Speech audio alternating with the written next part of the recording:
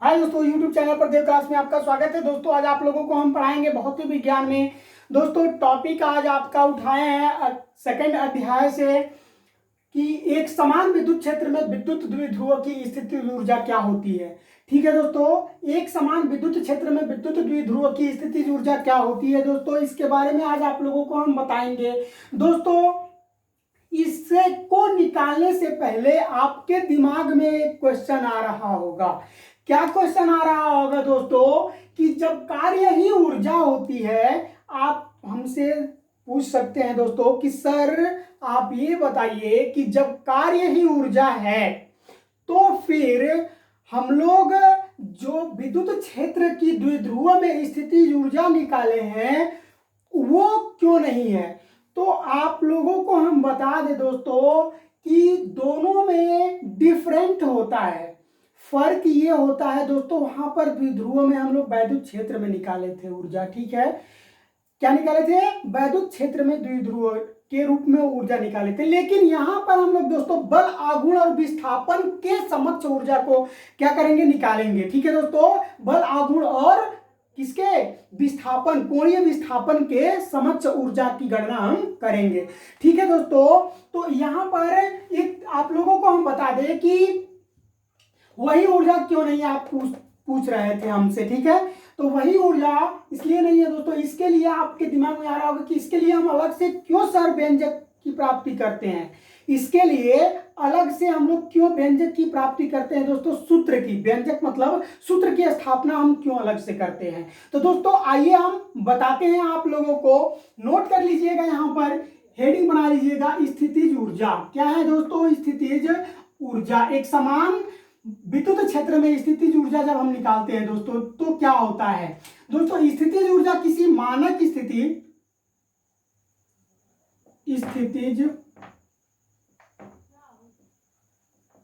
ऊर्जा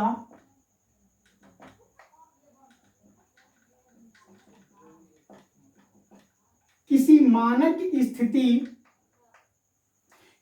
मानक स्थिति से थीटा कोण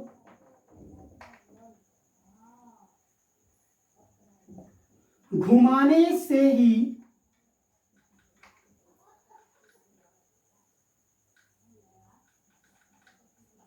प्राप्त होता है।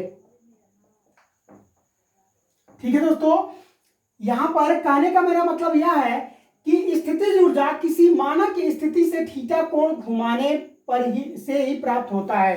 अब ये दोस्तों मानक स्थिति क्या है दोस्तों? एक समान हम वैद्युत क्षेत्र खींच लेते हैं। यहां पर क्या कर लेते हैं दोस्तों? एक समान वैद्युत क्षेत्र की गणना हम कर लेते हैं। एक समान वैद्युत क्षेत्र यहां पर हमने खींच लिया। ठीक है दोस्तों, अब इस एक समान वैद्युत क्षेत्र के अंदर हम लोग क्या करते हैं दोस्तों कि एक द्विध्रुव रखते हैं। क्या रखते हैं? एक द्विध्रुव रखते हैं। तो दोस्तों यहां पर एक द्विध्रुव हम रख दिए।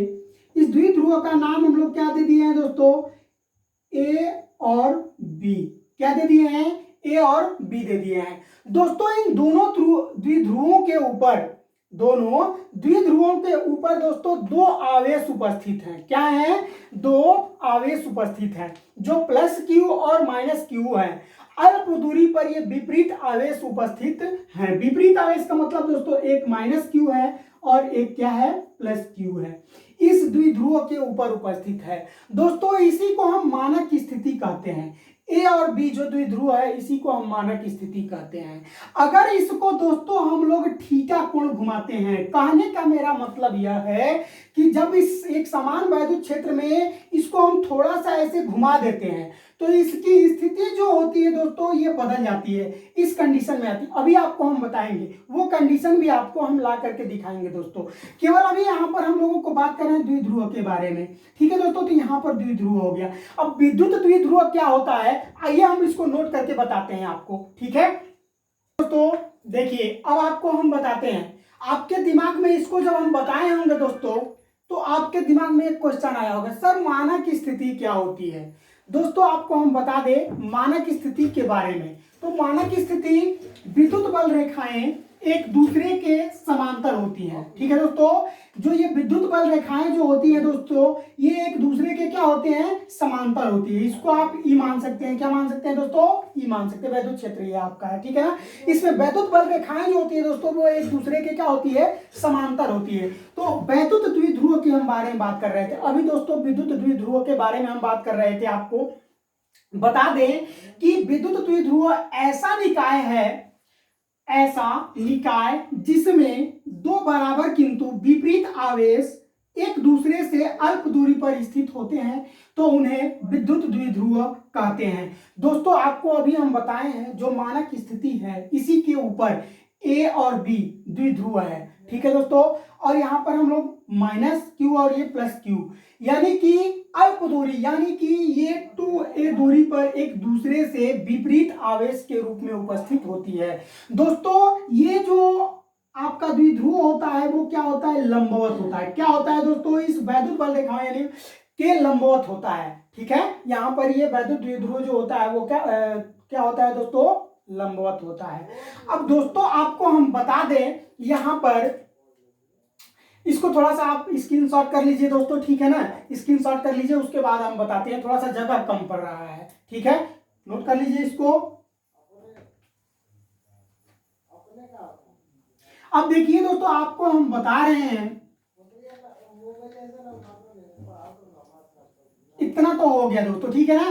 अब देखिए आघूर्ण क्या होता है, द्विध्रुव आघूर्ण क्या होता है। अब दोस्तों जब टाउ बराबर, चूंकि हम लोग जानते हैं पीई क्या होता है दोस्तों, साइन थीटा होता है। अब ये साइन थीटा कैसे प्राप्त हुआ होगा, साइन थीटा कैसे प्राप्त हुआ होगा, इसके बारे में भी आपको हम बताएंगे दोस्तों, ठीक है ना। तब यहां पर हम लोग क्या कर सकते हैं दोस्तों, टाउ बराबर पीई, यहां पर वैद्युत द्विध्रुव क्या है, इसके लंबवत है, इसके लंबवत है, तो यहां पर क्या हो जाएगा, साइन 90 अंश हो जाएगा। और 90 अंश का मान क्या होता है भैया, आप लोग जानते ही होंगे, 1 होता है। तो टाउ बराबर पीई हो जाएगा, क्या हो जाएगा दोस्तों, टाउ बराबर पीई हो जाएगा। अब इसको हम लोग क्या कहते हैं दोस्तों, बहुत अधिक बल आघूर्ण लगेगा इसके ऊपर। हम लोग अगर इसको घुमाएंगे तो इसके ऊपर बहुत ज्यादा बल आघूर्ण लगेगा। क्या लगेगा दोस्तों, बहुत ही ज्यादा बल आघूर्ण लगेगा। ठीक है दोस्तों, थोड़ा सा आपको हम बताते हैं इस फिगर को यहां बना करके, ठीक है ना। इस फिगर को अभी यहां हम बना रहे हैं, इस फिगर को यहां बना रहे हैं दोस्तों, थोड़ा सा आप ध्यान में रखिएगा इसको। यहाँ पर हम लोग जान गए कि टाउ बराबर पीई होता है, ठीक है ना। पी साइन थीटा, तो साइन थीटा 90 अंश होता है दोस्तों, 90 अंश का मान क्या होता है, 1 होता है। 1 रखेंगे, मल्टीप्लाई करेंगे, टाउ बराबर पीई हो जाएगा दोस्तों। इस पी यानी कि बहुत अधिक बल आघूर्ण इसके ऊपर लगेगा। क्या करने में, जब इसको हम लोग यहाँ से घुमाएंगे, कुछ अंश पर इसको हम लोग दोस्तों यहाँ से अगर मान लिया जाए घुमा रहे हैं, तो इसको घुमाने में, यहां से इस स्थिति में लाने में हमको दोस्तों बहुत ही इसके ऊपर अधिक बल लगाना पड़ेगा। क्या करना पड़ेगा दोस्तों, बहुत अधिक बल लगाना पड़ेगा। जब हम बहुत अधिक बल लगाएंगे दोस्तों, तो इस पर यहाँ पर एक थीटा कोण उत्पन्न होगा। अब इस थीटा कोण को दोस्तों हम लोग क्या करेंगे, छोटे छोटे भागों में बांट सकते हैं। क्या कर सकते हैं दोस्तों, छोटे छोटे भागों में इसको हम बांट सकते हैं। ठीक है दोस्तों, तो यहाँ पर ये लंबवत हो गया। अब इसको जब हम इसके ऊपर अधिक बल आघूर्ण लगा करके घुमाए हैं, तो इसकी स्थिति इधर से इधर आ गई है। तब ये क्या हो जाएगा दोस्तों, आपका ए डैश हो जाएगा, और ये आपका क्या हो जाएगा, बी डैश हो जाएगा। ठीक है, ये आपका ए डैश हो गया और ये आपका बी डैश हो गया। ठीक है दोस्तों, अब इसकी कंडीशन हम निकालते हैं। ठीक है, क्या निकालेंगे दोस्तों, कंडीशन निकालेंगे। तो घुमाने में किया गया कार्य अब हम निकालेंगे दोस्तों। घुमाने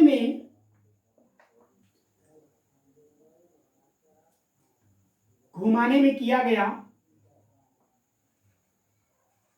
कार्य।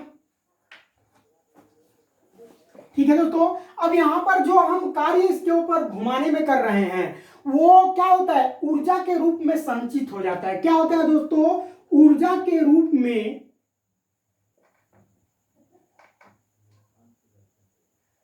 बिल्कुल बारीकी पॉइंट पॉइंट आपको हम बता रहे हैं दोस्तों।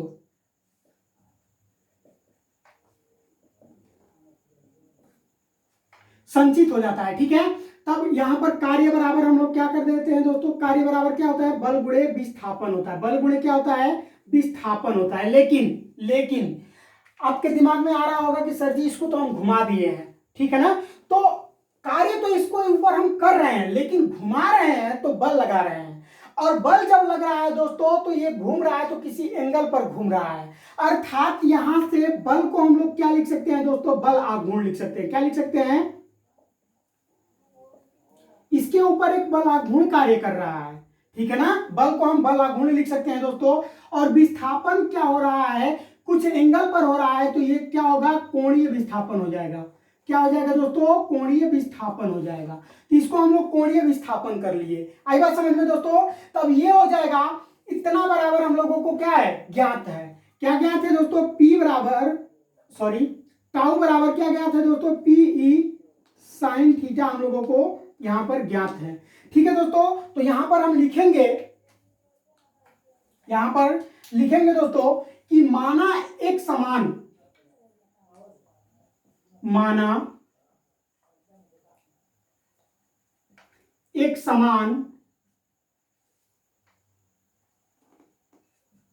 विद्युत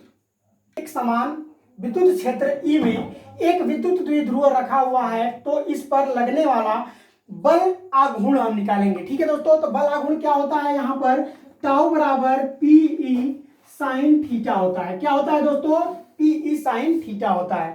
दोस्तों यहां पर हम बल आघूर्ण निकाल चुके हैं, ठीक है। अब हम बात करेंगे यहां पर कि जब इसको क्या कर रहे हैं, घुमा रहे हैं, तब क्या कंडीशन आ रहा है। इसको समीकरण नंबर आप 1 मान लीजिएगा। ठीक है दोस्तों, समीकरण नंबर 1 मान लीजिएगा। अब दोस्तों सेकंड कंडीशन में आपको हम बता दें, सेकंड कंडीशन में इसको हम क्या करते हैं दोस्तों कि इस थीटा को छोटे छोटे भागों में बांट देते हैं।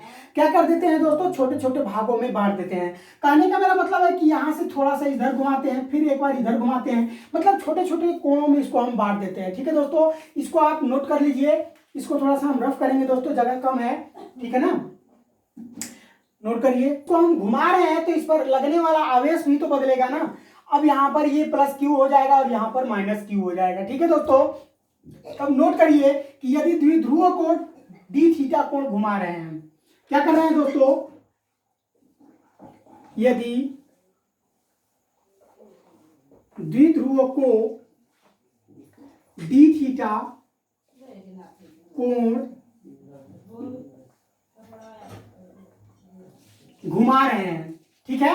देखिए कहने का मेरा मतलब है पहले थीटा था, जब इसको हम थोड़ा सा घुमाए हैं तो अल्प मात्रा में कोण आपका क्या होगा, बनेगा, अर्थात इसको हम डी थीटा मान ले रहे हैं। ठीक है दोस्तों, क्या मान ले रहे हैं, डी थीटा मान रहे हैं। अब डी थीटा कोण घुमाने में हमको डी डब्ल्यू कार्य करना पड़ेगा। क्या करना पड़ेगा, अल्प ही कार्य करना पड़ेगा ना। जब अल्प कोण पर घुमा रहे हैं तो कार्य भी हमारा क्या होगा, अल्प ही मात्रा में ही होगा। तब यहां पर ये हो जाएगा आपका किया गया कार्य डी डब्ल्यू बराबर बल आघूर्ण गुणे कोणीय विस्थापन। क्या हो जाएगा दोस्तों, बल आघूर्ण गुणे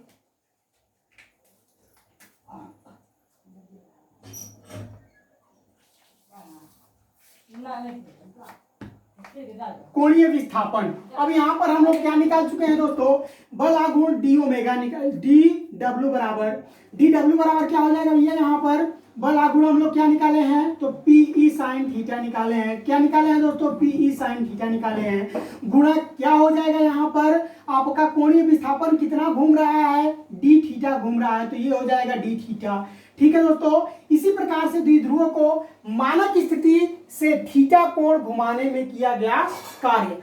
क्या निकालेंगे दोस्तों कि कोण थीटा कोण पर घुमाने में हम लोग क्या निकालेंगे, कार्य निकालेंगे। तो नोट कर लीजिए इसको। देखिए अब यहां पर हम लोग डी ओमेगा बराबर पी साइन थीटा निकाल चुके हैं, ठीक है ना, इसका मान रख चुके हैं। इसी प्रकार से द्विध्रुव को मानक स्थिति से थीटा कोण पर घुमाया जाए। मानक स्थिति से दोस्तों, ये मानक स्थिति ये है, ठीक है ना, और इसको हम लोग क्या कर रहे हैं कि थीटा कोण पर ऐसे करके घुमा रहे हैं। ठीक है, जो डॉटेड लाइन आपको दिख रही है ये मानक स्थिति ये है आपका पूरा ए और बी, और इसको जब हम थीटा कोण पर घुमा रहे हैं दोस्तों तो डॉटेड लाइन से हम इसको प्रदर्शित किए हैं। देन तब किया गया कार्य स्थितिज ऊर्जा के रूप में क्या हो जाता है, संचित हो जाता है। ठीक है दोस्तों, तब ये हो जाएगा आपका यहाँ पर डी डब्ल्यू बराबर क्या हो जाएगा, कैपिटल डी हो जाएगा। ठीक है ना, पूरा जो किया गया कार्य होगा जो तो वो क्या हो गया, थोड़ा सा किया गया कार्य के बराबर हो जाएगा। अब यहाँ पर दोस्तों हम लोग क्या करते हैं, समाकलन कर लेते हैं। किसका समाकलन कर लेते हैं दोस्तों, तो इसका समाकलन कर लेते हैं, ठीक है ना, इसका समाकलन कर लेते हैं। तो अब देखिए दोस्तों, ये हो जाएगा आपका W बराबर अपर लिमिट थीटा है और लोअर लिमिट में आपका 90 है, यानी लंबवत है तो 90 अंश है, ठीक है दोस्तों। ये हो जाएगा आपका PE sine theta, PE sine theta, ठीक है दोस्तों। क्या हो गया, PE साइन थीटा हो गया। अब दोस्तों कांस्टेंट पद PE है तो W बराबर हम लोग क्या कर देंगे दोस्तों, थीटा के जगह पर थीटा रखेंगे, लोअर लिमिट में 90 रखेंगे और ये PE को बाहर कर देंगे, बचेगा क्या दोस्तों यहाँ पर डी थीटा, सॉरी दोस्तों PE थीटा डी थीटा, ये हो गया, ठीक है ना, इसका कर रहे हैं। तब ये हो जाएगा दोस्तों sine theta into D theta. इसको क्या कहते हैं, यहाँ पर गुणा का निशान लगाए भैया, आप परेशान ना होइएगा, ये उसको भी इंटू बोलते हैं। डी थीटा हो गया, ठीक है दोस्तों। अब यहाँ पर ये डी थीटा हो गया, इसको हम सॉल्व करेंगे दोस्तों आगे। तो साइन थीटा का सूत्र होता है माइनस कॉस थीटा। क्या होता है दोस्तों, माइनस कॉस थीटा होता है। तब ये हो जाएगा आपका W बराबर, दोस्तों W थोड़ा सा कम बढ़िया से नहीं बना पाते हैं, इसको आप ध्यान में रखिएगा, ठीक है ना। तो ये हो जाएगा आपका PE थीटा 90 अंश, ये हो जाएगा दोस्तों upper limit theta lower limit 90 अंश। ये हो जाएगा दोस्तों आपका माइनस कॉस थीटा होता है तो माइनस कॉस थीटा हो गया। अब माइनस कॉस थीटा हो गया दोस्तों। यहाँ पर एक मिनट दोस्तों, जब यहाँ पर हम इसको करेंगे सॉल्व करेंगे तो ये हट जाएगा, ठीक है ना। तब ये हो जाएगा आपका W बराबर क्या हो जाएगा दोस्तों, ये है आपका साइन थीटा। तब ये हो जाएगा आपका PE साइन थीटा का मान होता है माइनस कॉस थीटा। समाकलन करते हैं तो अपर लिमिट थीटा हो जाएगा, लोअर लिमिट 0 हो जाएगा। अब दोस्तों बात करते हैं, पहले हम अपर लिमिट को रखते हैं, जो मान ऊपर रहता है उसके बाद हम लोअर लिमिट को ऊपर में से घटा देते हैं। तब ये हो जाएगा दोस्तों आपका W बराबर PE। अब यहाँ पर हम लोग मान रखेंगे दोस्तों, तब ये हो जाएगा माइनस कॉस थीटा।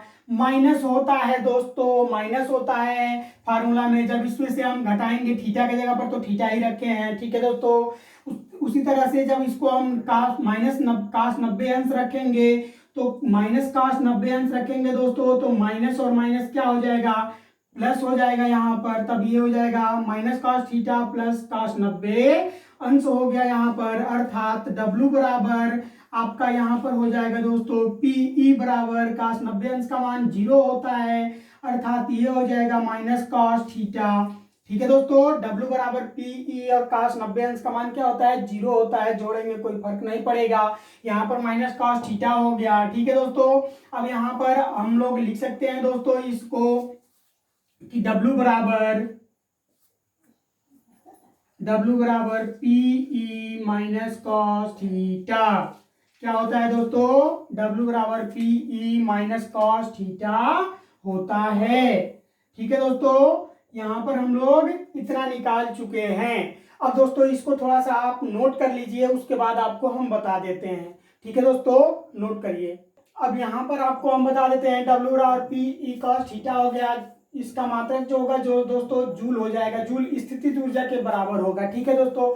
तब यहाँ पर W बराबर हम लोग क्या कर सकते हैं, U कर सकते हैं, ठीक है, स्थितिज ऊर्जा के बराबर होता है। तो U बराबर क्या हो जाएगा, PE कॉस थीटा। ये आपका प्रूफ हो गया दोस्तों, यही हम लोगों को प्रूफ करके लेके आना था, ठीक है ना। इसका भी मात्रक क्या हो जाएगा, जूल ही होता है, ठीक है दोस्तों। इसका भी मात्रक हम जूल ही रखेंगे, ठीक है ना। अब कुछ कंडीशन इसमें आ जाता है दोस्तों, तो कंडीशन जब हम अप्लाई करते हैं, कंडीशन अप्लाई अगर कर दिया जाए दोस्तों, मान लिया जाए यहाँ पर कि U बराबर माइनस PE कॉस थीटा है, ठीक है दोस्तों। यदि थीटा बराबर क्या निकालेंगे, यदि थीटा बराबर दोस्तों क्या दे रखा है, 0 अंश, तब इसका मान क्या हो जाएगा दोस्तों, U बराबर आपका रखेंगे P माइनस PE कॉस 0 अंश का, 0 अंश का मान क्या होता है दोस्तों, 1 होता है। तब ये क्या हो जाएगा, माइनस PE हो जाएगा। यानी इस कंडीशन में दोस्तों अधिक हमारा बल आघूर्ण मैक्सिमम होगा। क्या होगा दोस्तों, इस कंडीशन में बल आघूर्ण का जो मान होगा वो सॉरी दोस्तों न्यूनतम होगा, यानी कि वो बल आघूर्ण इस तरह से कार्य करेगा, इस तरह से ठीक है ना दोस्तों, क्या करेगा, इस तरह से इस पर कार्य करेगा, जो वैद्युत क्षेत्रीय रेखाओं के लंबवत होगा वैद्युत बल आघूर्ण। ठीक है दोस्तों, अब यहाँ पर सेकंड कंडीशन में हम रखते हैं दोस्तों, तो सेकंड कंडीशन में यदि थीटा बराबर लंबवत रखते हैं तो 90 अंश, तब ये हो जाएगा दोस्तों आपका u बराबर minus P E cos theta. Cos theta बराबर हम लोग क्या रखेंगे दोस्तों, 90 अंश, तब ये हो जाएगा minus P E cos theta.